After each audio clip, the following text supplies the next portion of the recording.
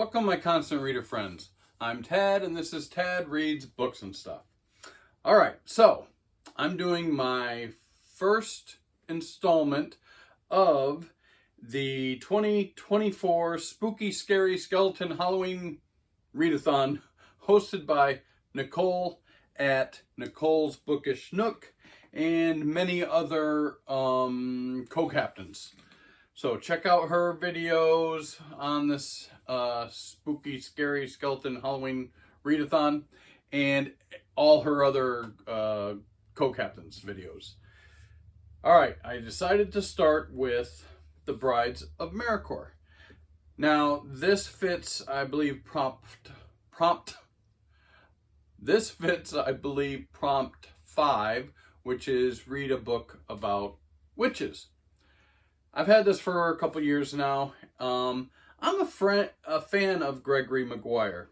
So, Brides of Marracoor, Gregory Maguire, originally published in October of 2021.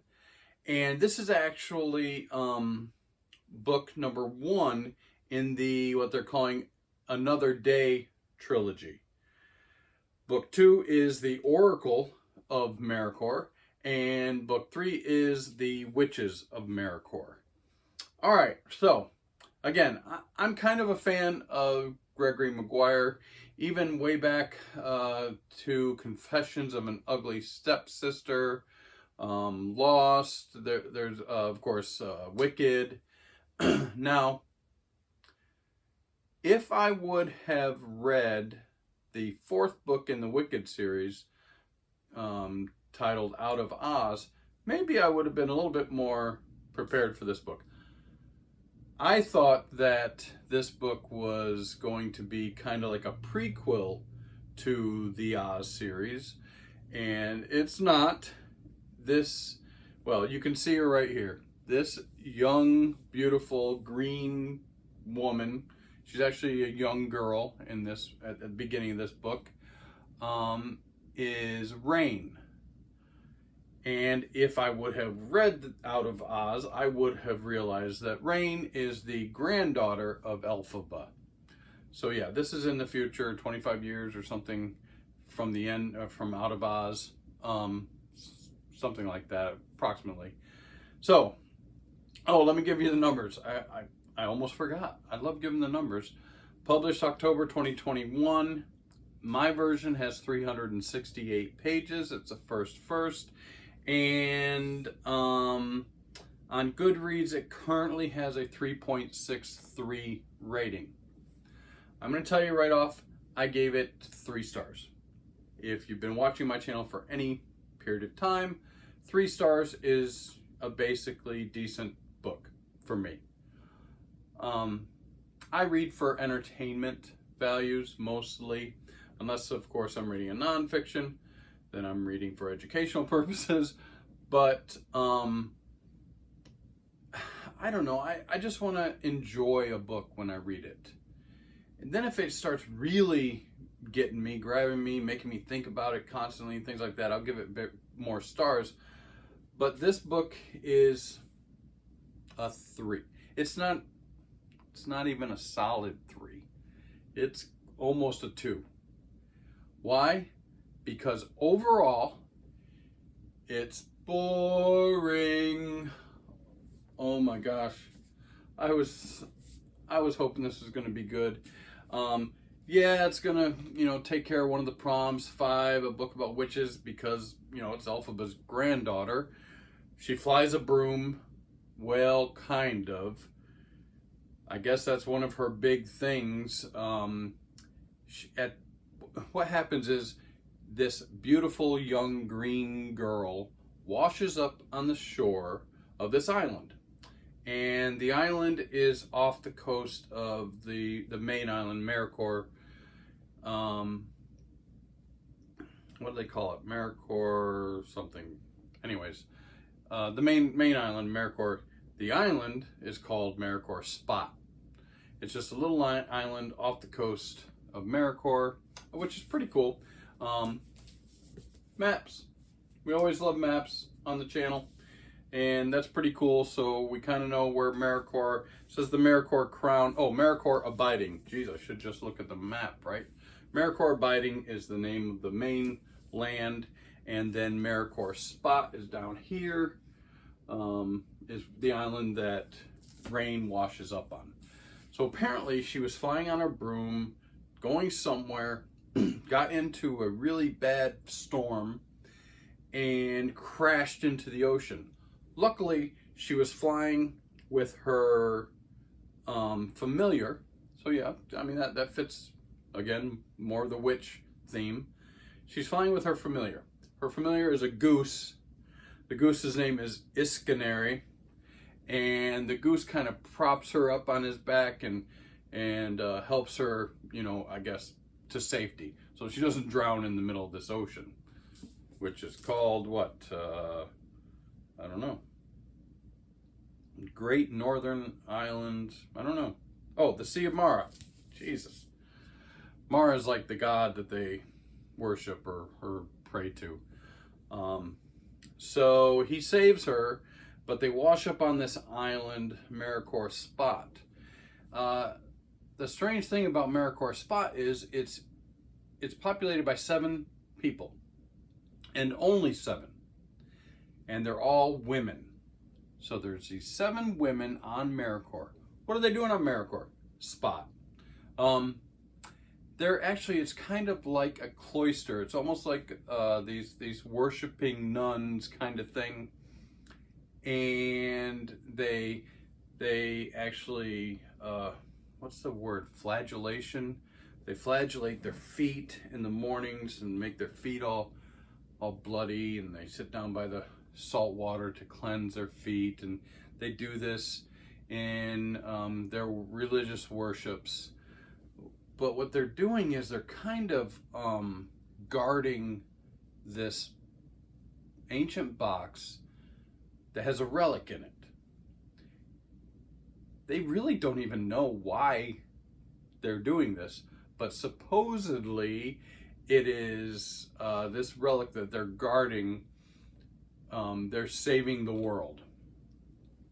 So she washes up on the island. She meets these 7 women. They range from like 10 years old to 70s. And you can kind of see I don't know if you can see this, the women here, they're kind of like a cloister. Here's this, where they sleep. It's like the only real building on the island. They have animals and things like that. Once a year, somebody from the main island comes and, you know, checks in with them to see if anybody's passed away or died or is sick, needs any type of provisions. They need like bandages and medicine sometimes, but most everything is provided for them on the island. They garden and tend these wild animals, and they just live there, protecting the world. So rain washes up with her goose, Iscanary, and causes a problem because there's only supposed to be 7 women on this island at any time. The eldest of the women is failing.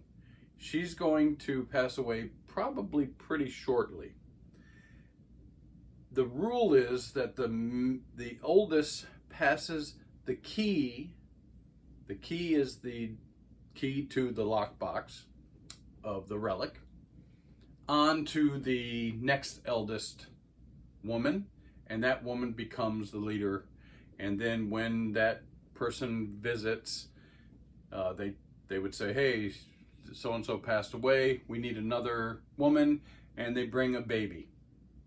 So these women are raised there from the time they're a baby and know nothing else, no other life or anything. So they learn from each other, teach each other.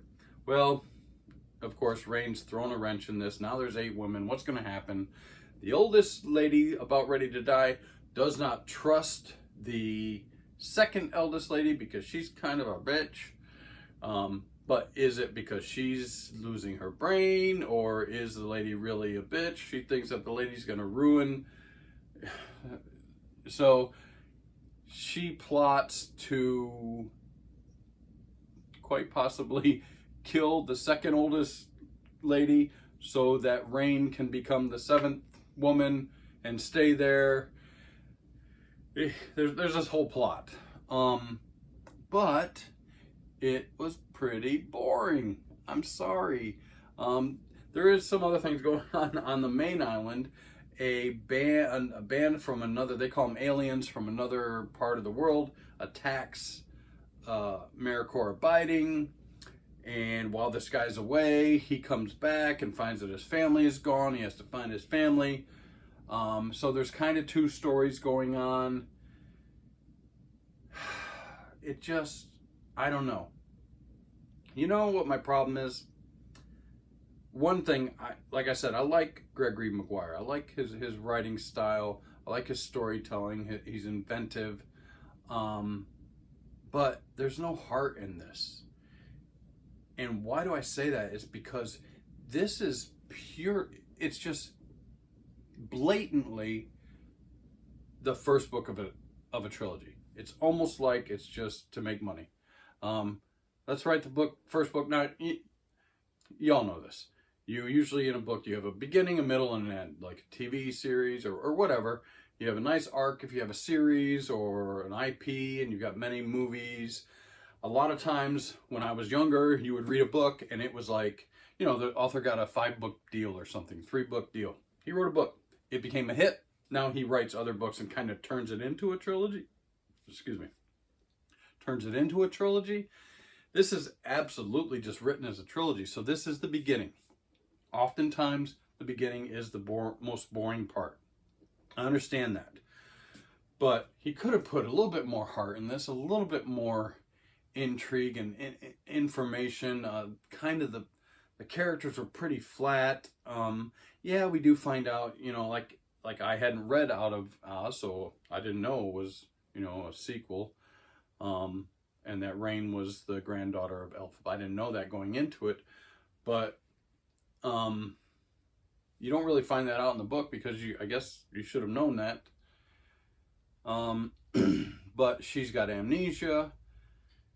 It's just getting an old trope for Gregory. Everybody gets amnesia and things happen. And that's how it's almost like a MacGuffin. That's how he gets out of writing things any deeper. Yeah, she flies a broom, so that's kind of witchy. She has a familiar, that's witchy. The flying monkeys make an appearance in here. That's kind of cool. And right at the end of the book, she says, "I'm going to Oz." So that was kind of cool. I don't know. Am I going to read the other 2 books? Probably, because I'm a completionist. But not a great start, unfortunately, to my spooky season and my Spooky Scary Skeleton Halloween Readathon. But it is what it is. It was an easy read. If you've read all the 4 prior books, the Oz books, definitely you'll probably want to carry on with this. Again, I gave it 3 because it was entertaining. It was all right. You know, it was entertaining. It wasn't not anything special, but it was more close to a 2 than a 4 for sure. All right, that's my first book. My next book for next week will be The Halloween Tree. Yep. By, of course, Ray Bradbury. I have read this book before, but many, many years ago. I believe I read it during Halloween season to my son when he was a baby. So we're talking, I don't know, 30 years ago or something. I don't remember anything about it. It's going to meet the black cover, the orange cover, and a story about Halloween or a Halloween season. That's going to be next. Hopefully you'll stick around and watch that video next week. All right. As usual, if you found any entertaining value in my videos, please like, please subscribe, and until next time, peace out.